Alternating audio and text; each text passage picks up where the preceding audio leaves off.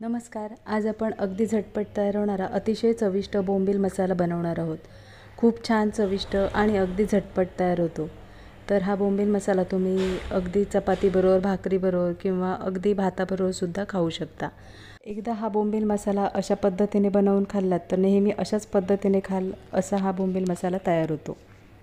तर इथे सुकवलेले आपण इथे 8 ते 9 बोंबील घेतलेले आहेत आणि आता बोंबील आपण कट करून घेणार आहोत. तर इथे आपण आता बोंबील साफ करून घेणार आहोत. बोंबील साफ करताना तोंडाकडचा भाग काढून टाकायचा आहे. त्याच्यानंतर पोटाकडचा भाग असतो तो काढून टाकायचा आहे. त्याच्यामुळे बोंबील थोडेसे कडवट लागतात. तर हा आपण इथला पोटाकडचा भाग काढून टाकणार आहोत. काळपट असा भाग असतो तो काढून टाकायचा आहे, म्हणजे बोंबील कडवट लागत नाही. तर इथे अशा पद्धतीने काळा भाग असतो तो काढून टाकायचा आहे. आणि आता बोटा एवढे तुकडे करायचे आहेत. तर इथे साधारण आपण बोटा एवढे तुकडे करून घेतलेले आहेत. सर्व बोंबील अशा पद्धतीने कट करून घेणार आहोत. तर इथे सर्व बोंबील अशा पद्धतीने छान कट करून झालेले आहेत. ते एका पातेल्यामध्ये घेणार आहोत. तर आता सर्व बोंबील आपण एका पातेल्यामध्ये काढून घेणार आहोत. इथे बोंबील आपण पातेल्यामध्ये काढून झालेले आहेत आणि आता आपण बोंबलामध्ये पाणी टाकून ते 10 मिनटं ठेवणार आहोत. तर अशा पद्धतीने आपण पाण्यामध्ये 10 मिनटं आपण बोंबील अशा पद्धतीने भिजवून ठेवणार आहोत. म्हणजे त्याच्यावर जर माती किंवा बारीक धूळ किंवा बारीक रेतीचे कण असतील तर ते पाण्यामध्ये निघून जातील. तर इथे 10 मिनटं आपण हे बोंबील बाजूला ठेवणार आहोत.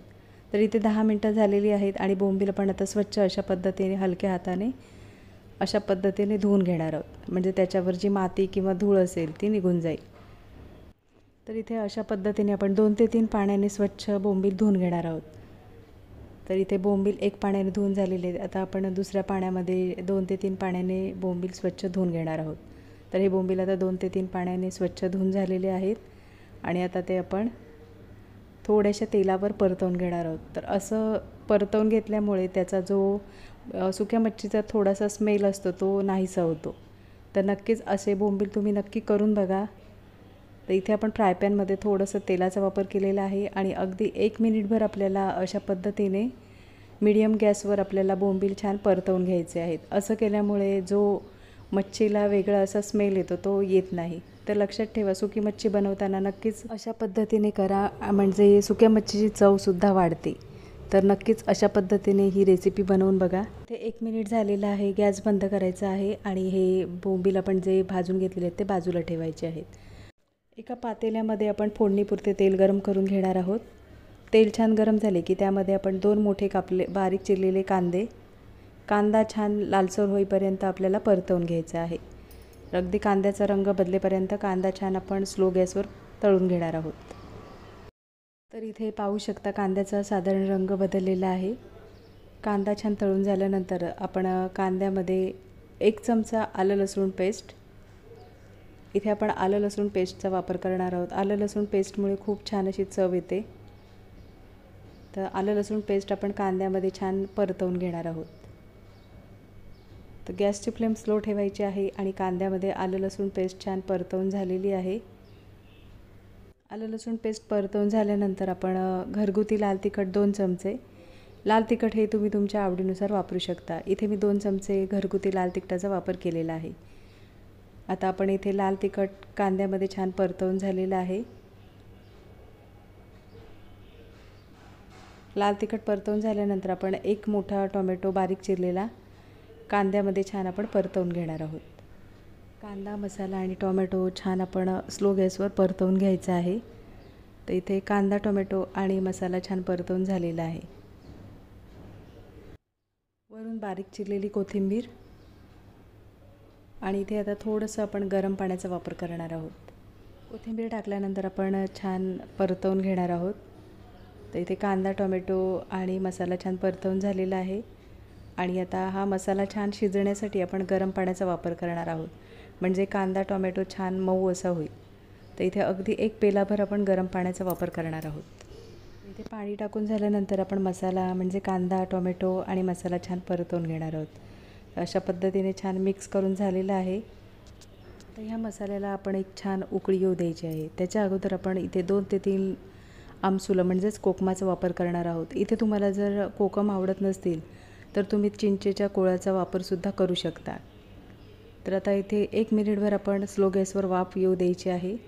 तर इथे 1 मिनिट झालेलं आहे आणि आता झाकण काढून घेणार आहोत. तर छान असं तेल सुटलेलं आहे आणि कांदा टोमॅटो छान शिजलं गेलं आहे. तर थोडंसं पाणी टाकल्यानंतर एक वाफ येऊ द्यायची आहे, म्हणजे मसाला आपला छान तयार होतो. कांदा टोमॅटो आहे तो छान मिळून येतो. तर आपण थोडंसं पाण्याचा वापर केलेला, त्याच्यामुळे आपण झाकण ठेवून अगदी 1 मिनिटभर आपण कांदा टोमॅटो छान मऊ होईपर्यंत छान आपण 1 मिनिटभर वाफ येऊ दिली आहे.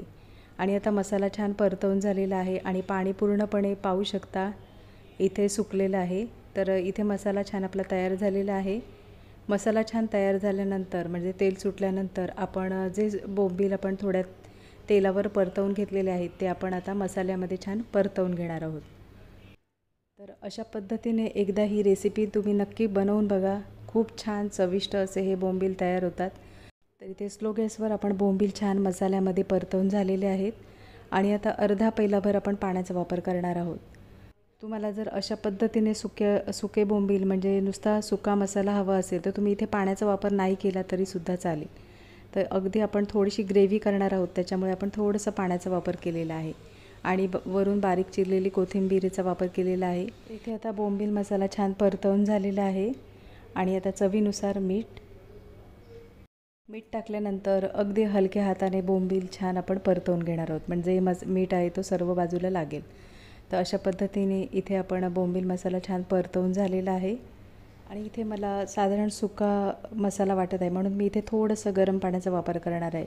तर इथे आपण अर्धा पेलाभर पाण्याचा वापर करणार आहोत. तर इथे मला थोडीशी ग्रेव्ही हवी आहे, म्हणून मी थोडंसं पाण्याचा वापर केलेला आहे. गरम पाण्याचा वापर केल्यानंतर आपण 1 मिनिटभर आपण झाकण ठेवणार आहोत आणि स्लो गॅसवर आपण छान एक वाफ येऊ द्यायची आहे. तर इथे 1 मिनिट झालेलं आहे आणि झाकण काढून घेणार आहोत. छान असा आपला हा बोंबील मसाला छान तयार झालेला आहे.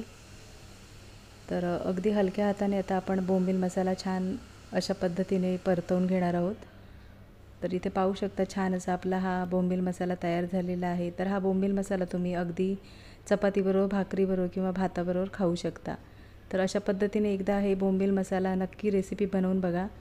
अतिशय चविष्ट असा हा बोंबील मसाला तयार होतो. वरून बारीक चिरलेली कोथिंबीर. तर इथे हा बोंबील मसाला तयार झालेला आहे. आता आपण इथे गॅस बंद करायचा आहे आणि इथे पाहू शकता अतिशय चविष्ट असा हा बोंबील मसाला तयार झालेला आहे. नक्कीच ही रेसिपी बनवून बघा आणि चॅनलवर नवीन असलात तर चॅनलला सबस्क्राईब करा आणि व्हिडिओ आवडला असेल तर लाईक शेअर करा. पुन्हा भेटू अशाच चमचमीत नवीन रेसिपीमध्ये.